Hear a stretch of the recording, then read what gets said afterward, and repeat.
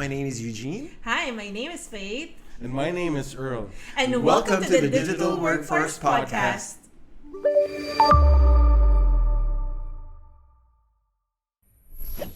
Hello, everyone, and welcome for today's episode, Embracing Remote Work. So, for today, we will be discussing the remote work setup during the post-pandemic. So, maybe, Eugene, let's start with you. Well, I think remote work provides a lot of productivity, especially here in Metro Manila where traffic is one of the world's worst. I think instead of wasting your time going to and coming home from work, you spend quality time, with fresher, with having less stress by working at your home office. You get more productivity out of your employees, right? And they also have more quality time with their family, which makes them, love their job more. That is so true. I guess one of the things that we would like to highlight as well is our digital workforce team. It's millennial dominated, meaning millennials, they want flexibility. Gone are the days when we are just limited to working in our office or being stuck at home. This time around, you will see millennials traveling while they are working, or sometimes they tend to live a digital nomad lifestyle.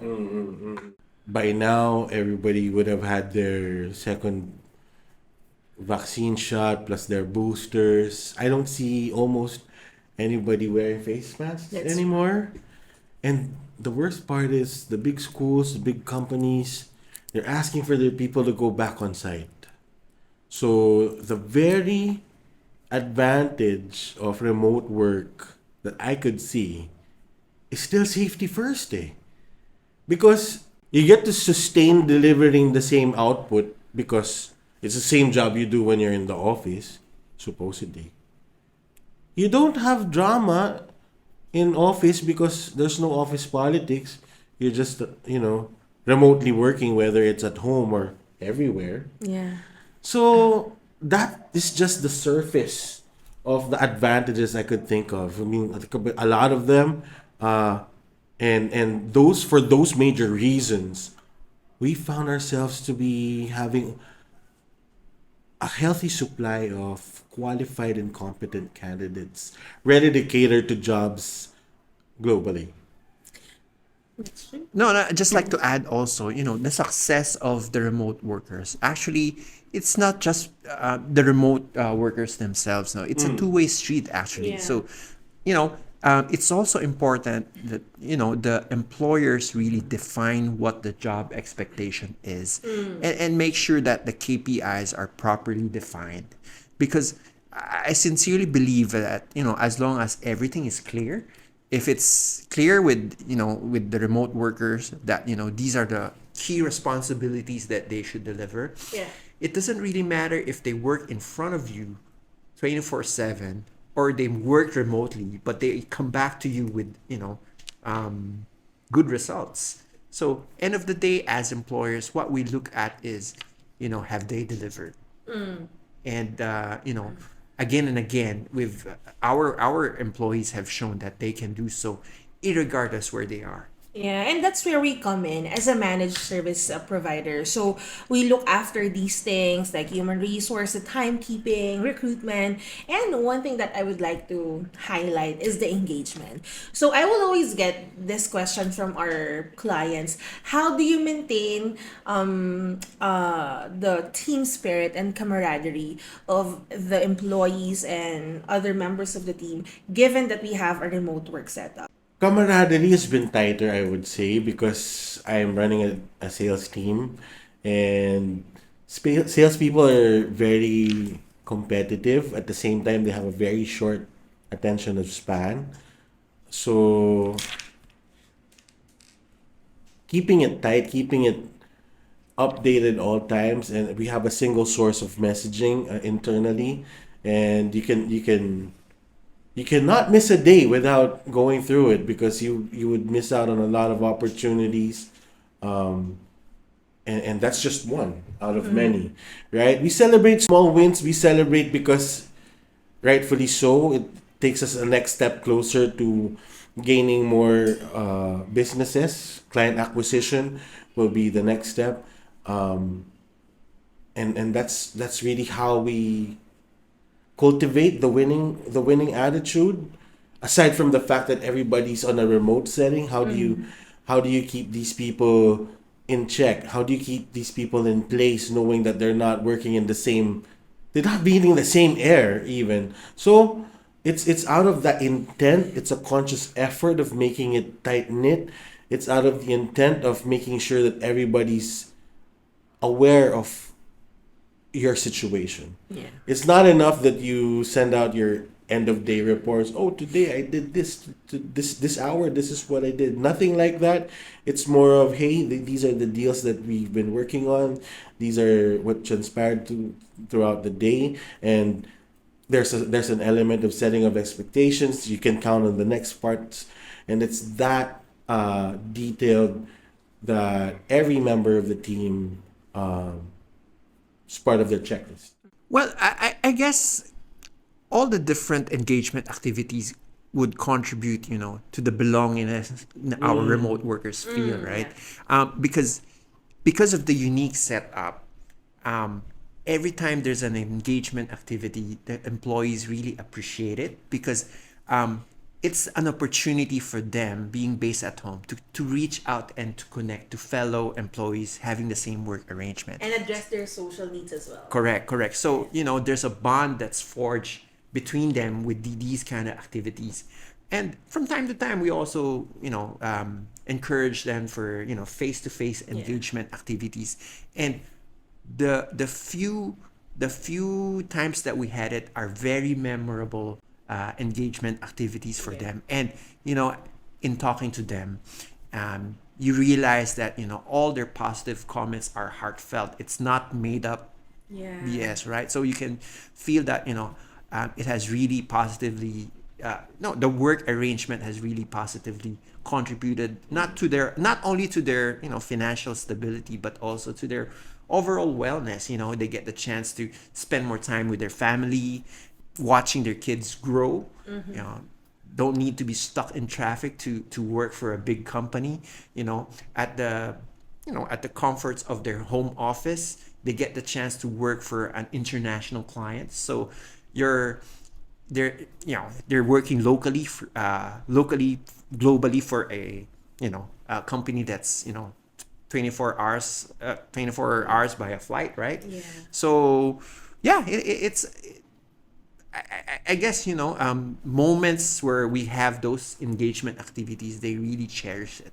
And it's been proven, there are certain instances where they've really shown their loyalty to us. Yes, absolutely. And also at the same time, because they appreciate what we've done for them, whenever there's an opportunity within their clients, they report it to us because they want us to have more number of seats, they have more number of employees with this client.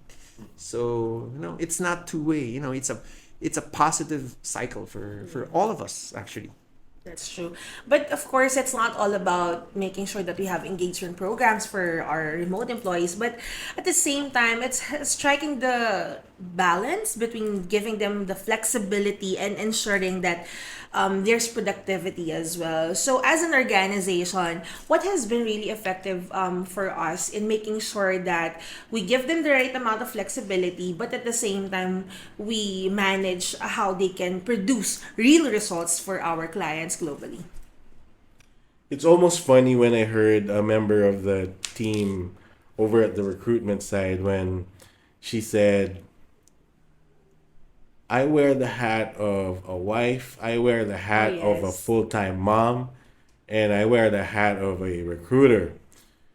The recruiter hat, or the working hat, is her favorite so far, is because lately she's been finding the working job, remote job, as her somewhat of a personal escape Yes. out of the other hats that she has to wear simultaneously. So, dedication and loyalty aside, we found critical members of the team finding their place in this organization as not only a source of relief of in there to break out their day-to-day monotonies, But at the same time, it's true. It's these people are breadwinners. This is Yes. what puts food on the table. This is a remote job that keeps them safe from being exposed out there, and so many more reasons. Yeah. By providing them the flexibility, going back, it's a positive cycle, it's a virtuous cycle. The more they love the arrangement, the more that give it all, so that they keep that role, right? It's a work setup that's very ideal.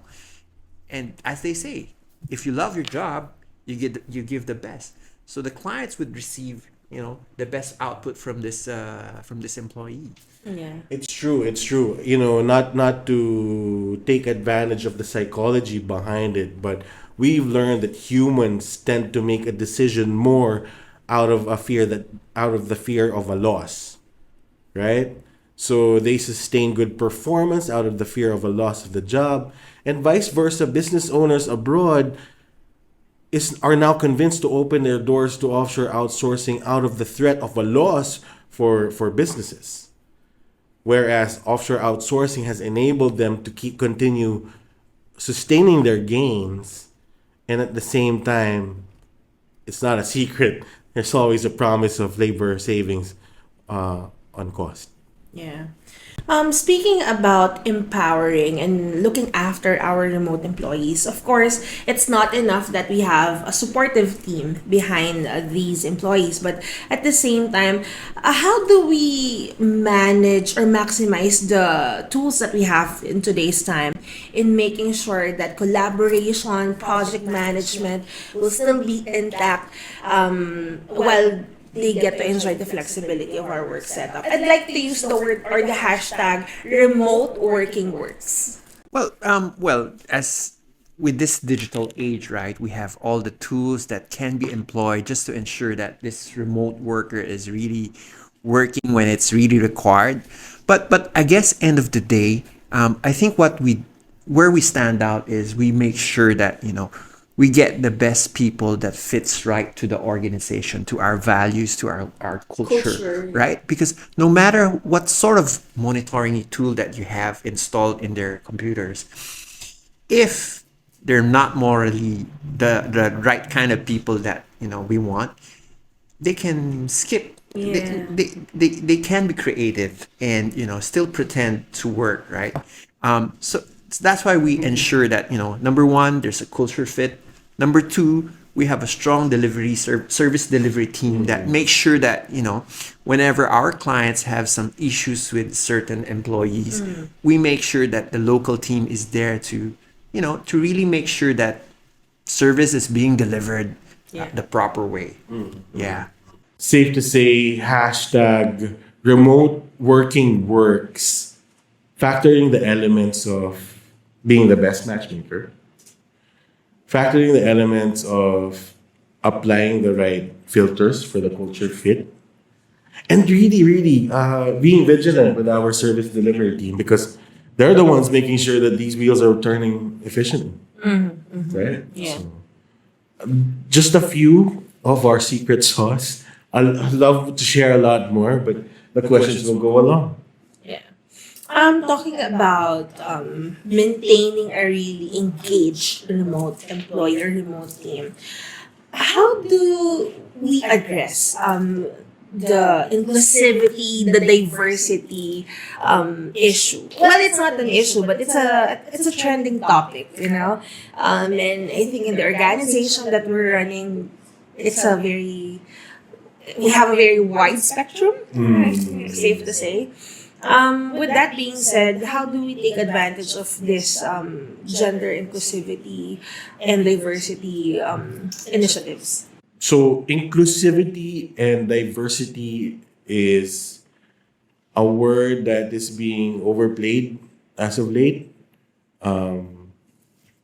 It's just that holistically, as an organization, we've already been in practice with this. In fact, we are proud allies of the Yes. rainbow spectrum, to the point that we went to Sydney and joined Parade. the parade that only happens every 4 years, and it was the first parade that they did right after the lockdowns of the pandemic. So you could just imagine how liberated the spirits of the rainbow people are there to celebrate that anniversary, is it? Or that event. Anyway, we are proud allies of the spectrum. We have members of the rainbow in the team, and the organization has no discriminatory towards race, color, gender, creed, religion, and everything. Because here, we put talent above all else. Yes. We put talent above all else to the point that we put a premium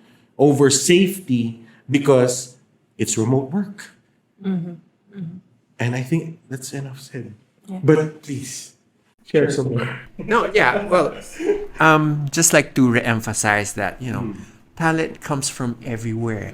It doesn't have any orientation towards, what sort of race do you have, any sexual orientation. Yep. No, we're in the business of dealing with talents. So it doesn't matter to us what your background is, but it matters more to us what sort of talent do you bring to this organization. I guess that sums it up.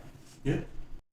Talking about being or welcoming the other spectrum of gender, how do we normally address the typical challenges of remote workers in general? Of course, they're not just working at the comforts of their home, but also other parts of the world. How do we maintain that? It's not really the security, but ensuring that they still provide the right level of results and commitment to our dear clients. Just like with any relationship, if the role is not defined so well, also known as expectations not properly set, then there's bound to be a discourse. There's bound to be unclarity.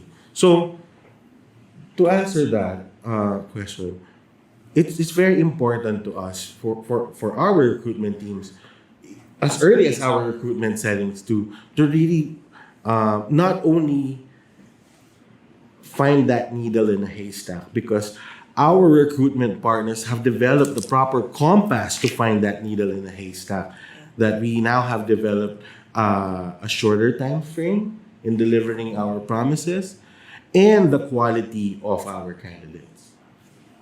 Yeah. Yeah. I guess throughout the years, we've encountered, a lot of things that are bound to happen, did really happened. And I think we're quite equipped to handle those kind of scenarios. In fact, we've strengthened our IT department just to make sure that, all kinds of computer IT infrastructure challenges, we've made sure that they are already in place. And we also make sure that, all of our remote staff would also have a place to turn to just in case that all things fail. Part of our BCP is that we've identified places where employees can turn to just in case, unthinkable disaster happens, right? So we're here to ensure that, we're ready for any externalities that might happen. Hopefully not. Contingencies and redundancies. There you go. Yeah. And before any employee or remote employee would onboard with us, we made sure that these things are already covered. At the end of the day, wherever they work, we give that kind of flexibility, and there is acknowledgement from the client itself that okay, I'm letting this employee work remotely, given that these are the KPIs, these are the restrictions, and these are the boundaries. So it's setting the right expectation and knowing what type of results are really expected from them. Okay, so to wrap up our episode for today, the remote working works hashtag. What's your foresight in the next coming months? Will it still be a trend, or do you see this trend to be converted into a hybrid type of setup? Because there's no such thing as forever, right? To talk about the remote workforce revolution, in foresight, I'm saying we now have proof that remote work works. We now have proof that being confound in an office does not guarantee you the same kind of output when your staff is working in the confines of the comforts of their own home or wherever, compared to the same outputs that they deliver when they're on site. Okay? So, yes, there are even senators who wants everybody to go back in office on site. Yeah. But this business model is proof that when you put a premium on talent and you put liberty on having them work remotely, you can expect a significant result. You can expect consistency in your results, because working with us does not limit you to working with just the staff alone. It's an entire team that you have access to. It's an entire community that's working with you. So, yeah, that's my foresight for the remote workforce revolution, I would say.